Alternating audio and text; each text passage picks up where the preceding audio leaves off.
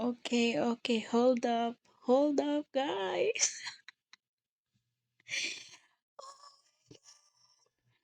Alam niyo kanina sobrang sobrang busy ko nung mga nakarang araw ta's kanina pagbukas ko ng Instagram,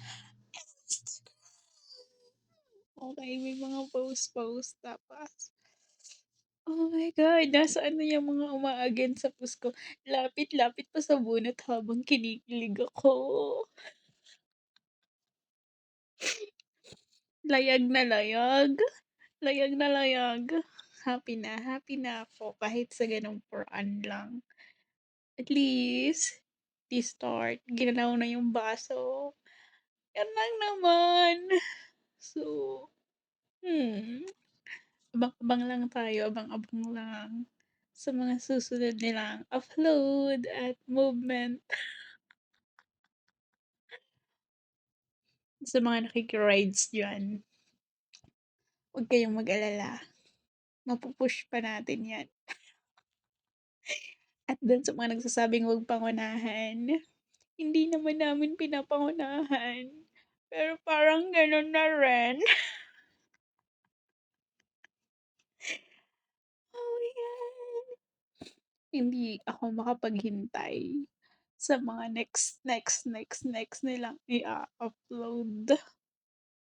What if, what if mag-collab sila? What if maging friends na sila? What if? Yun lang muna. Yun lang muna sa ngayon.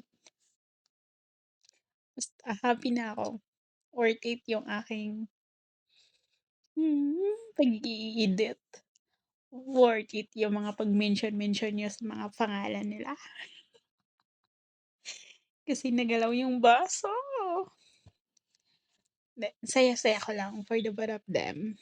Happy ako para sa kanilang dalawa. Kung maging magkaibigan man sila, kung magkakilala lang ang kung magiging magkakilala lang sila, happy na din na nagkakilala sila. Kung magiging magkaibigan lang sila, more than happy.